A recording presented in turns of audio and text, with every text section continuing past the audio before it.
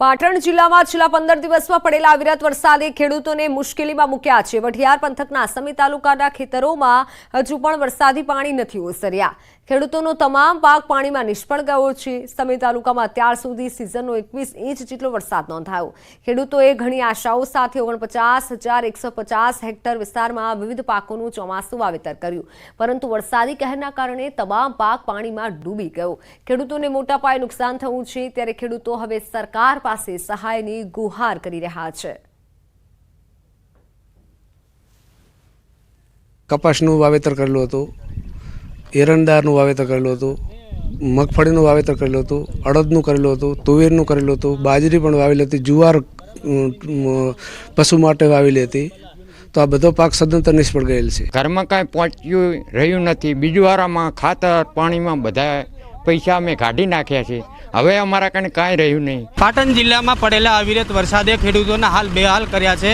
ત્યારે ground zero report ઉપર news 18ની team પહોંચવા જઈ રહી છે। ત્યારે દ્રશ્યો બતાવીશ કે આ વિસ્તાર છે વઢિયાર પંથકનો સમી તાલુકાના ગામના વિસ્તાર છે, જ્યાં જે જગ્યાએ સ્થળ છે તે જગ્યાએ પાણી જોવા મળ્યું છે, એટલે કે જળ ત્યાં પ્રવાહી જોવા મળ્યું છે। એટલે ચોક્કસ કહીએ કે આ પાણીની અંદર ખેડૂતોની તમામ મહેનત તેમજ જીવન પૂંજી ક્યાંક પાણીમાં ગરકાવ થઈ ગઈ છે। ખેડૂતોએ જે મહા મહેનતે જે પાકોનો ઉછેર કર્યો હતો, પરંતુ પાછળથી અવિરત વરસાદ જે આવ્યો હતો તેના કારણે ખેડૂતોની તમામ મહેનત પાણીમાં ગરકાવ થઈ ગઈ છે। હજુ તો ચોમાસાના ઘણા દિવસો બાકી છે, પરંતુ અત્યારથી જ પાટણ જિલ્લામાં 100% વરસાદથી જે તળાવો છે તે ક્યાંક સમંદરની જે માફક ભર્યા છે। એટલે ખેડૂતોએ ચોમાસું પાકમાં જે ઘાસચારો સહિત જે કઠોળનો વાવેતર કર્યો હતો તે તમામ પાક હવે પાણીમાં ગરકાવ થઈ ગયો છે, અને ખેડૂતોને હવે ક્યારે પાણી ઓસરશે અને આગળનું વાવેતર ક્યારે કરશે તે જ આશામાં ખેડૂતો હવે જીવી રહ્યા છે। ચોક્કસ કહીએ કે જે રીતે ટ્રેક્ટર ઉપર સવારી કરીને ખેતરો સુધી જવું પડે છે, ના માત્ર ખેતરોમાં પાણી ભર્યો છે, પરંતુ ખેતરે જવાના કાચા માર્ગમાં પણ ક્યાંક ઢીચણસમાં પાણી ભરાવાના કારણે ખેડૂતો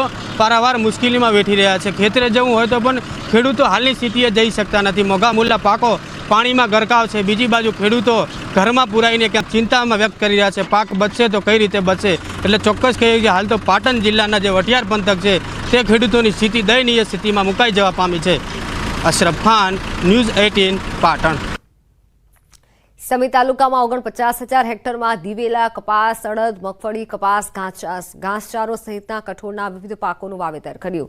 ખેડૂતોને ઘણી આશા સાથે મોંઘા ભાવના બિયારણ, ખાતર નાખી પાકનું વાવેતર કર્યું, પરંતુ આકાશી આફતના કારણે પાક નુકસાની થતાં ખેડૂતોના તમામ ખર્ચ એળે જવા પામ્યા છે। ખેડૂતોએ સરકાર પાસે પાક નુકસાનીમાં સહાય સાથે જમીન ધોવાણનો પણ સર્વે કરી સહાયની માંગ કરી છે।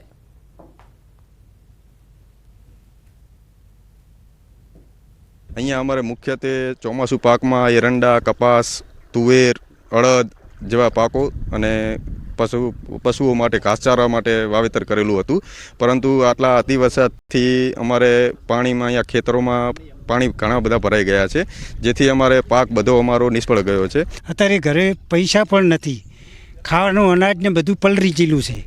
અત્યારે રસ્તા બહુ ખરાબ થઈ ગયેલા, રસ્તામાં પણ આવે એવું નથી, એટલે બહુ સરકાર સહાય કરે તો બહુ સારું। ખેડૂતો ગુહાર કરી રહ્યા છે કે સરકાર સર્વે કરીને સહાય આપો।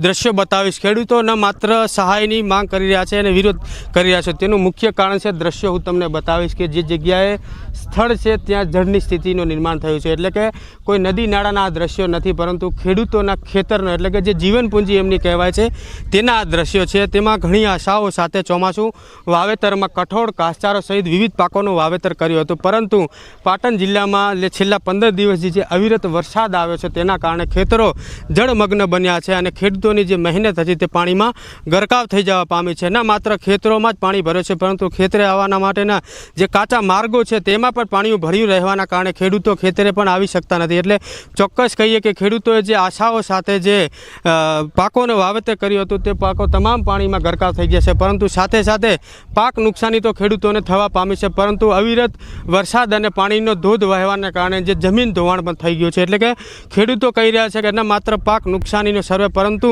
તંત્ર દ્વારા તાત્કાલિક ધોરણે પાણી જ્યારે ઓસરે ત્યારે પાક નુકસાનીનો તો સર્વે કરે, પરંતુ જે જગ્યાએ જમીન ધોવાણ થઈ છે તેનું પણ સર્વે કરે। અશરફ ખાન, ન્યૂઝ 18 પાટણ। ગાંધીનગરમાં બેફામ રફતારનો કહેર। પેથાપુરના મહુડી રોડ પર હિટ એન્ડ રનની ઘટના બની, જેમાં એકનું મોત નીપજ્યું છે। મર્સિડીઝ કાર ચાલકે 3 વાહનોને અડફેટે લીધા। એક મહિલાનું સ્થળ પર મોત નીપજ્યું છે। ઘાયલ વ્યક્તિને સિવિલ હોસ્પિટલમાં ખસેડાયા છે. ઓનલાઈન પર સંવાદદાતા ગીતા જોડાઈ ચૂક્યા છે. ગીતા, કઈ રીતે અકસ્માત થયો, શું વધુ વિગત? જી, જનરલી આ પ્રકારની હિટ એન્ડ રનની ઘટનાઓ અમદાવાદ જેવા બિઝી સિટીમાં, મેટ્રોપોલિટન સિટીમાં જોવા મળતી હોય છે, પરંતુ ગાંધીનગર કે જ્યાં રસ્તાઓ પહોળા છે, ટ્રાફિક ઓછો છે, ત્યાં જોવા નથી મળતી હોતી. પરંતુ પ્રથમ વખત ગાંધીનગરના પેથાપુર મવડી રોડ ઉપર હિટ એન્ડ રનની ઘટના સામે આવી છે. આ ઘટનાના વિડીયો હાલ તો ન્યૂઝ 18 પાસે આવ્યા છે. સૂત્રોનું માનીએ તો મર્સિડીઝ કાર ચાલકે 3 વાહન ચાલકોને અડફેટે લીધા હતા, પરંતુ તે પીધેલી હાલતમાં હતો કે નહીં તેની હજી સુધી જાણકારી મળી શકી નથી. આ 3 વાહનોને અડફેટે લેવા દરમિયાન એક મહિલાનું તો ઘટના સ્થળે જ મોત થયું છે. હાલ ઘટના સ્થળે પોલીસ પહોંચી છે અને બીજા એક ઘાયલ વ્યક્તિને 108 મારફતે સિવિલ હોસ્પિટલ, ગાંધીનગરની સિવિલ હોસ્પિટલ ખાતે ખસેડવામાં આવ્યા છે અને હાલ પોલીસ દ્વારા સ્થળ તપાસ ચાલુ છે અને એક્સિડન્ટ, અકસ્માત કેવી રીતે થયો તેની તપાસ ચાલુ છે. જી બિલકુલ ગીતા, આભાર માહિતી બદલ. તો હાલ સમાચારોમાં સમય થયો છે વિરામનો.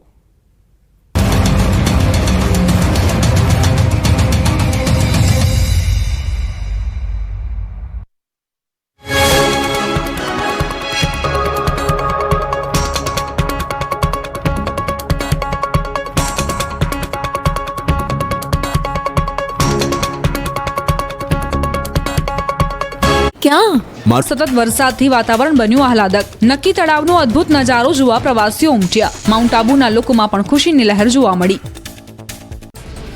રાજસ્થાન જિલ્લામાં સતત વરસાદના કારણે જળાશયો છલકાયા. લોકોની સલામતીને લઈ જિલ્લા વહીવટી તંત્ર અને પોલીસ એલર્ટ મોડમાં. લોકોને પોતાનો જીવ જોખમમાં ન મૂકવા અપાઈ સલાહ. રાજસ્થાનના ટોંક જિલ્લામાં સતત વરસાદ શરૂ. બિસલપુર ડેમમાં પાણીની આવક 4.30 મીટરે પહોંચી. ડેમમાં પાણીની સપાટી વધતા બનાસ નદીમાં છોડવામાં આવી રહ્યું છે પાણી. રાજસ્થાનના અજમેરમાં ધોધમાર વરસાદ, અનેક વિસ્તાર થયા જળબંબાકાર. અજમેરના આકાશી દ્રશ્યો આવ્યા સામે. ઉદયપુરમાં ગણેશ ચતુર્થીના પાવન પર્વ પર ફતેસાગર તળાવના દરવાજા ખોલ્યા. ઓવરફ્લો ડેમની પૂજા કરી 4 દરવાજા 6 ઇંચ ખોલ્યા. ફતેસાગર તળાવના દરવાજા ખોલાતા સ્થાનિકોને પ્રવાસીઓમાં આનંદ. પૂરની સંભાવનાને લઈને નીચાણવાળા વિસ્તારને એલર્ટ કરાયા.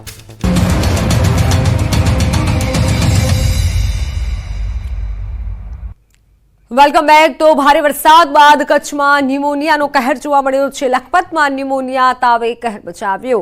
4 દિવસમાં ન્યુમોનિયા તાવના લીધે 12 લોકોના મોત નીપજ્યા. કોંગ્રેસ નેતાએ પ્રદેશ પ્રમુખને પત્ર લખી જાણ કરી છે.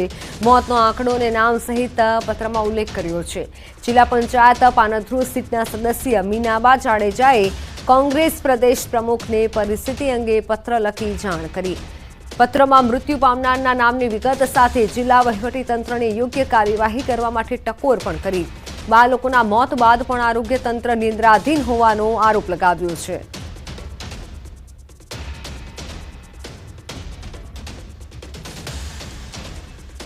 તો કચ્છ કલેક્ટરના મતે